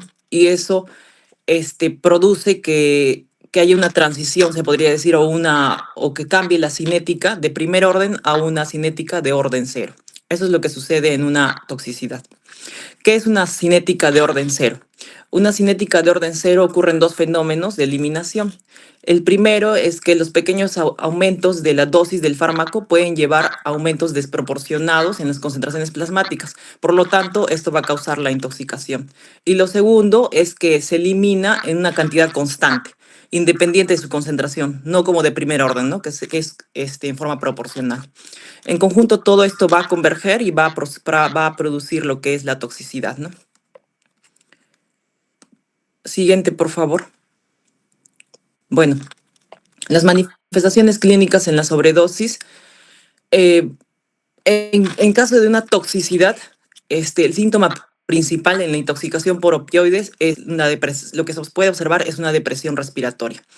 Ahora, también se puede observar insuficiencia renal, pero esto puede deberse a la hipoxemia o a la hipoxemia producida por esa depresión respiratoria, ¿no? Ahora, el fracaso de la oxigenación suele ser causado por una especie de edema pulmonar que se manifiesta o se puede manifestar posteriormente. Una causa probable es el intento de inspiración del paciente, ¿no? Pero no puede porque tiene la glotis cerrada y esto va a conducir a una disminución de lo que es la presión intratorácica, lo que va a producir una extravasación de líquidos. En este escenario, las respuestas vasoactivas simpáticas al estrés se puede decir que aumentan, ¿no? Y puede causar justamente que haya una fuga de capilares en los pulmones, etcétera, causando un edema agudo de pulmón. Eso es en el caso de una intoxicación, ¿no? Nosotros solemos ver esto en nuestros pacientes, ¿no? Que mayormente sacamos de sala de operaciones. A veces por la misma sedación, o como dijo el doctor, por las mismas interacciones con otros medicamentos, se sobresedan y los pacientes entran en apnea, ¿no? Dejan de respirar.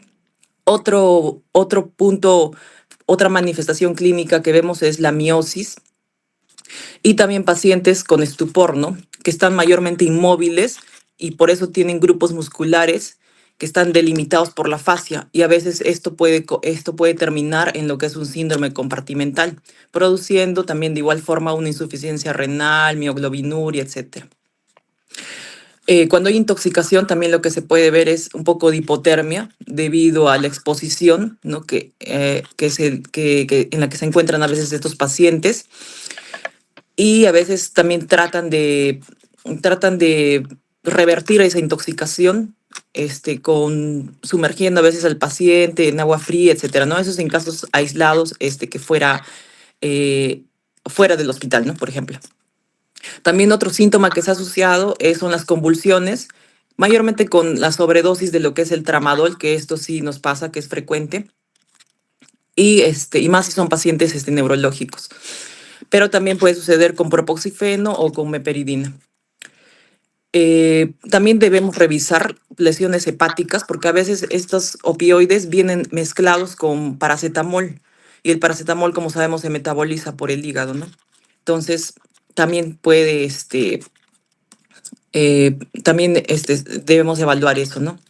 Ahora, entre los efectos secundarios más comunes, que eso sí lo vemos muy frecuentemente, no es exactamente en toxicidad, pero los efectos secundarios más comunes de los opioides es, como dijo el doctor, ¿no? Que disminuye la peristalsis intestinal al unirse justamente a los receptores opioides del intestino, ¿no? Y esto va a causar estreñimiento.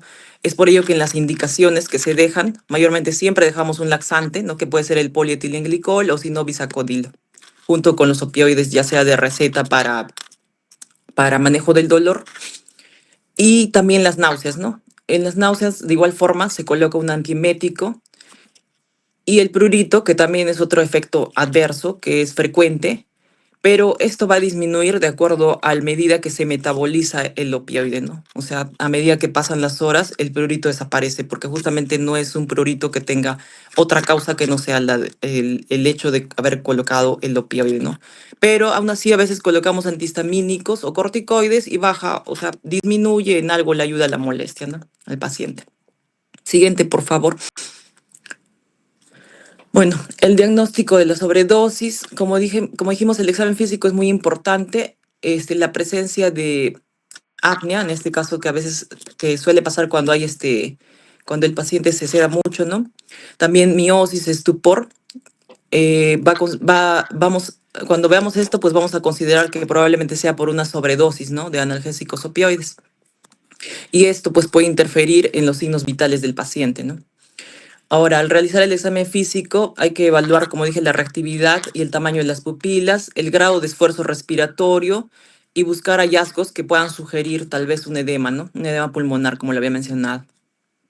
Ahora, el paciente debe estar también debe estar desvestido, debemos buscar, ¿no? Si hay algunos parches de fentanilo que a veces suelen usar, que también es frecuente, y esto también puede ser la causa, ¿no? Y también palpar, como dije, los grupos musculares, o si hay un hinchazón, etcétera, que puedan darnos una sospecha de lo que es un síndrome compartimental. Ahora, una vez que la condición del paciente se haya estabilizado, pues se debe consultar sobre qué medicamentos, ¿no? O qué medicamentos lo que se ha administrado, ¿no? O conjuntamente con qué otros medicamentos es que toma el paciente, si ha habido alguna interacción farmacológica o si se ha o ha tomado y qué cantidad es la que ha consumido, ¿no? Los análisis de orina mayormente es para detectar ya más específico, ¿no? O sea, una rutina toxicológica en el caso de que queramos saber específicamente qué es lo que haya consumido, pero esto no va a afectar la decisión sobre el cuidado y el manejo del paciente, ¿no? En el momento. Siguiente, por favor. Bueno, entonces los pacientes que llegan a la apnea, que es el síntoma que nosotros mayormente vemos, lo que necesitan es un estímulo, ya sea farmacológico o mecánico, para poder respirar. Entonces, para los pacientes que tienen una frecuencia respiratoria baja, ¿no? Menos de 12 respiraciones, y lo que debemos hacer es proporcionar una ventilación con máscara y válvula, ¿no? Lo que normalmente mencionamos que es el ambú, ¿no? Se debe realizar maniobras también, que también las hacemos, de levantamiento de la barbilla, así como de la mandíbula, para asegurar que la posición anatómica ayude a disminuir la hipercapnia, ¿no? Y esto ayude a una mejor oxigenación del paciente. Y prevenir justamente, como dije, el aumento simpático que puede desencadenar un edema agudo de pulmón, ¿no? Ahora, en lo que es el estímulo farmacológico, bueno, la naloxona, que es el antídoto de todos de los opioides. La naloxona viene a ser un antagonista competitivo de los receptores opioides Mu, que lo que hace es revertir justamente los signos de intoxicación de opioides. Ahora, las vías de administración pueden ser endovenosa, intramuscular, nasal también, y la biodisponibilidad depende de la administración, ¿no? Ahora, en pacientes con dependencia a opioides, los niveles plasmáticos de naloxonas son inicialmente más bajos, ¿no? Y la eliminación se hace un poco más larga que en pacientes que no tienen dependencia. El inicio de acción mayormente es de 2 minutos cuando es endovenoso, o menos de 2 minutos, pero cuando es otra vía, pues puede demorar hasta 4 a 5 minutos. Y su duración aparente es entre 20 a 90 minutos. Entonces, esta duración, como lo vimos en el primer gráfico, es menor, ¿no? que la duración de muchos otros opioides. Es por eso que se repite mayormente la dosis, ¿no? Siguiente, por favor. Como sabemos, la naloxona, nosotros en Perú no la tenemos, ¿no? Es por eso que no podemos usarla. Igual vamos a exponer cómo se usa, ¿no? Esta dosis de naloxona. Bueno, el vial más común que se tiene, que mayormente a veces nos traen del extranjero, ¿no? Y lo dejan así como muestras, se podría decir, cuando hacen campañas de cirugía, es un vial de 0.4 miligramos por ml, que contiene 1 ml o 2 ml. Ahora, la dosificación de la naloxona mayormente es empírica, ¿no? La dosis efectiva depende de la cantidad, va a depender de la cantidad de analgésico opioide que haya consumido el paciente, de la afinidad hacia el receptor opioide Mu, del opioide que es a desplazar, o sea, de la potencia del opioide, ¿no? Y también incluso del peso del paciente. La dosis inicial de la naloxona en adultos, como se ve en la figura, es de 0.04 miligramos, y en pediátricos siempre va a ser por peso, 0.1 miligramo por kilogramo. Si no hay respuesta, la dosis debería aumentarse cada 2 minutos, de acuerdo a cómo se muestra en el gráfico, ¿no? Hasta un máximo, incluso dicen, de 15 miligramos, ¿no? Ahora, si no hubiera reducción de la depresión respiratoria después de la administración de esa dosis que es tan alta, pues probablemente esa no sea la causa, ¿no? de la depresión, o sea, no sea por opioides. Ahora, la reversión, como dije, no depende de dosis únicas de naloxona, ¿no? Como dije, va a depender de cuánta cantidad de opioides haya administrado, entonces por eso es que se administra en dosis, se repiten las dosis, ¿no? Ahora, cuando no funciona a veces esto, incluso se intuba al paciente y se coloca infusiones de naloxona, ¿no? en bomba. Bueno, la naloxona puede administrarse sin complicaciones en cualquier paciente, incluidos los pacientes con dependencia. Una vez que la frecuencia respiratoria mejore, deberíamos nosotros hacer una vigilancia, ¿no? Por lo menos unas horas, para considerar a los pacientes de alta, ¿no? Evaluar su frecuencia, su saturación, su estímulo respiratorio, clínicamente también, ¿no? Y como dije, en Perú no hay naloxona, ¿no? Que es el antagonista de estos opioides, pero en casos de sobredosis, lo que hace mayormente en manejo del dolor, cuando hay efectos adversos, lo más frecuente que se hace es, de acuerdo a los protocolos, se saca la dosis, ¿no? Total del paciente y los rescates, y luego se convierte esto, ¿no? Y se pasa a otro opioide que tenga tal vez menos efectos adversos. Esto es en el caso de que tenga efectos adversos de mucho estreñimiento, mucho prurito o incluso náuseas. Y aparte de eso, se deja también medicaciones que son los coadyuvantes adicionales, ¿no? Para que nos ayuden a mejorar estos síntomas. Bueno, voy a dar paso a mi compañero. Él va a continuar la exposición.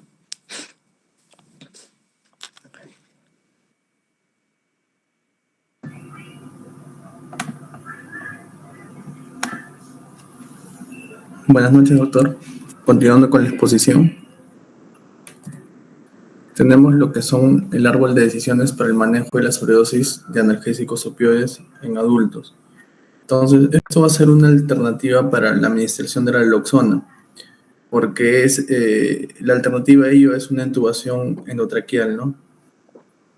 Entonces, va a ser un procedimiento que vamos a garantizar lo que es netamente la oxigenación y la ventilación de forma segura, para asegurar una protección contra la aspiración, en especial en pacientes con opioides de acción prolongada, que tienen depresión respiratoria recurrente y pueden requerir infusiones de naloxona y ser vigilados en UCI, ¿no?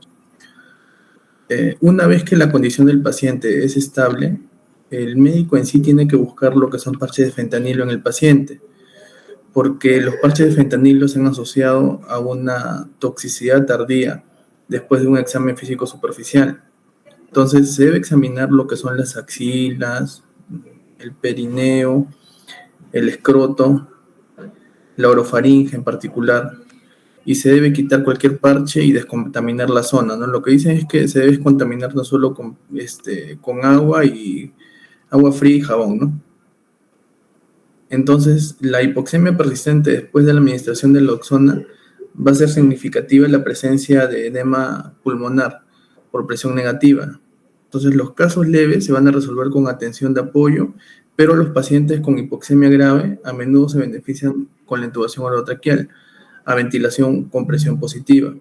Entonces, el edema pulmonar con tratamiento va a poder resolver en 24 horas, pero igual ya se sabe cuál es el final de la causa, ¿no? Finalmente, los signos ocultatorios del edema, que a menudo están encubiertos cuando el paciente está en apnea, se van a hacer evidentes después de la reversión con la naloxona, porque va a haber una restauración de la ventilación pulmonar.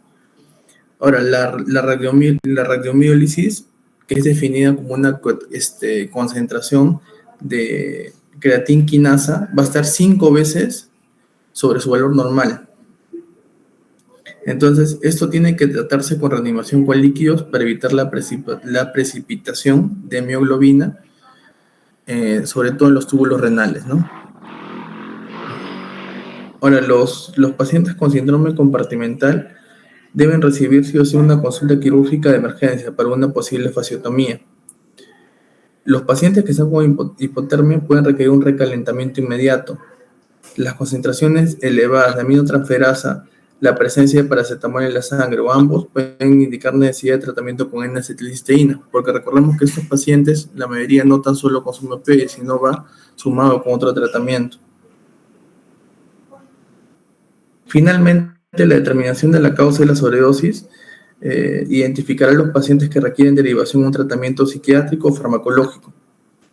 La descontaminación gastrointestinal con carbón activado, eso debe reservarse para los pacientes que presenten dentro de 1 hora después de la ingestión, porque el carbón no va a ofrecer ningún beneficio fuera de este plazo y complica la visualización de la anatomía de las vías respiratorias durante la intubación endotraqueal. Ahora, en este algoritmo tenemos, en primer lugar, que una sobredosis de opioides, lo que recomiendan es que cuando hay una frecuencia respiratoria menor de 12 respiraciones por minuto y el paciente no está dormido, si es sí, lo que se hace es oxigenar con máscara de bolsa, administrar naloxona para ajustar la dosis para revertir la depresión respiratoria mientras se evitan los efectos de síndrome de abstinencia opioides. Verificar si se utilizó metadona, parche de fentanilo, otro opioide analgésico de acción prolongada o liberación extendida. Si es sí, tenemos que admitir a la unidad de cuidados intensivos. Si es no, observarlo durante 4 a 6 horas después de la última dosis de naloxona. Ahora, si, como les dije, si es no, ya, observamos 4 o 6 horas y luego el paciente está despierto y alerta en ausencia de estímulos orales o táctiles. Si es no, tenemos que ingresar a la unidad de cuidados intensivos y si es sí, considerar el alta cuando el paciente está despierto y alerta con signos vitales normales. Ahora, debemos iniciar infusión continua con naloxona o realizar intubación endotraqueal para la depresión respiratoria recurrente. Continuar con terapia hasta que el paciente tenga un esfuerzo respiratorio normal, un estado mental normal y observar igual de 4 a 6 horas después de detener la infusión de naloxona. Y siempre estos pacientes mínimamente debemos observarlos un periodo de 8 horas. En algunas consideraciones especiales, sobre todo en la sobredosis de opioides en niños, tenemos que ver el inicio de toxicidad tardía, porque puede haber una intoxicación inesperadamente grave con efectos tóxicos prolongados. Los niños de 3 años de edad o menos, mínimamente hay que observarlo 24 horas. Ahora, esto a veces se da porque las formulaciones de opioide a menudo van a ingerir una dosis más alta que los adultos, debido a que las dosis por kilogramo de peso corporal son mayores a las del adulto, entonces van a requerir una dosis más alta también de naloxona para revertir los efectos de una sobredosis. Y en pacientes ancianos que tienen una mayor susceptibilidad a los efectos de los opioides siempre tienen que estar vigilados de cerca. Una afección consistente, por ejemplo, de insuficiencia renal, enfermedad pulmonar obstructiva o apnea del sueño puede aumentar la intoxicación, causando que sea persistente en estos tipos de pacientes. Sobre la prevención de la sobredosis, vamos a tener varias estrategias que pueden limitar en sí el daño de los analgésicos opioides, que se encuentran entre los medicamentos más efectivos utilizados para tratar el dolor. Mayormente los médicos que prescriben estos agentes deben comprender los conceptos básicos de la administración.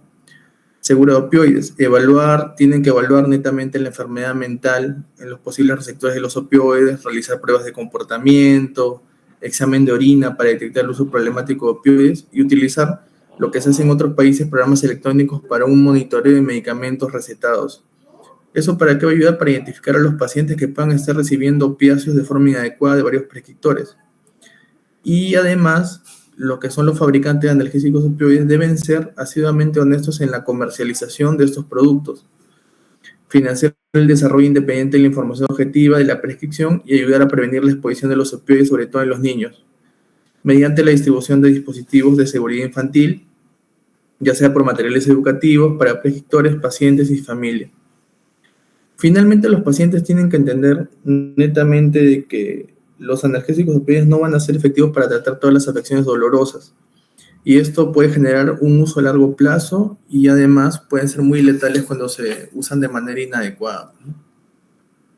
Entonces, como conclusiones, tenemos que la sobredosis de los analgésicos opioides es una afección potencialmente mortal y el antídoto naloxona puede tener una eficacia limitada en pacientes con intoxicación por agentes de acción prolongada. El curso siempre va a ser impredecible en la intoxicación, por lo cual el manejo empírico de esta afección potencialmente es letal. Y como lo mencioné anteriormente, los pacientes tienen que entender que los analgésicos opioides no son efectivos para tratar todas las afecciones dolorosas. Pueden generar un uso a largo plazo y ser muy letales cuando se usan de manera inadecuada. Bueno, doctores, es todo. Gracias. Muchas gracias, doctores. Interesante presentación.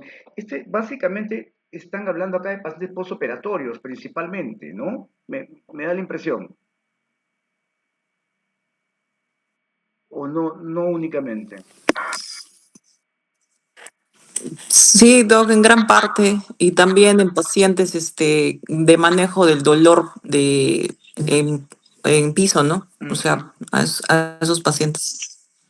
Claro, también doctor, aparte de la dependencia que hay de opioides que se nota obviamente en Norteamérica, ¿no? Que es un tema ahorita que es muy abundante de la adicción, ¿no?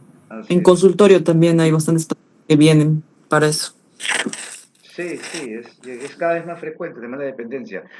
Respecto al término tardío, a ver, al final, reitero lo dicho, el efecto, la toxicidad se va a manifestar cuando se dé el pico del opioide. Ahora, este puede ser tardío porque tuvo un reservorio que se liberó después, un parche transdérmico que no vimos y que después hizo tardíamente, pero en realidad es simplemente que la liberación de ese parche generó un pico más allá, o sea, efecto tardío porque fue después.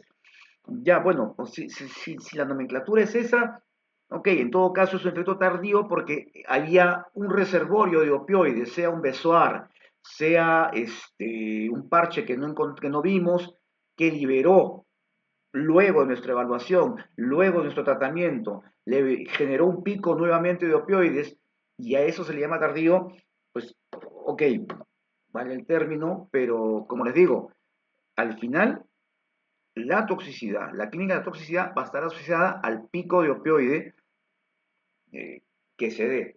Una vez más, si el Besoar liberó este pico de opioide después del tratamiento y por eso se llama tardío, pues ok, que así sea. Bueno, doctores, muchas gracias. No sé si hay algún comentario adicional, alguna pregunta. Ujú, bien, no sé, el doctor Roa va a publicar seguramente en los siguientes días el trabajo final de este semestre. Ya ustedes ya conocen la dinámica, cómo se evalúa, ¿no? 30-30, los exámenes, 20 exposición, 20 el trabajo, ¿ya?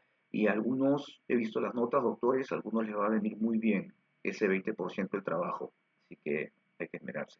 Bien, doctores, por mi parte ha concluido. Vaya por favor al link del doctor Rúa, que él está esperándolos. Y muchas gracias por su atención y hasta la siguiente semana. Gracias, doctor. Gracias, doctor. Gracias, doctor. Hasta luego. Gracias, doctor. Hasta luego. Hasta luego, gracias.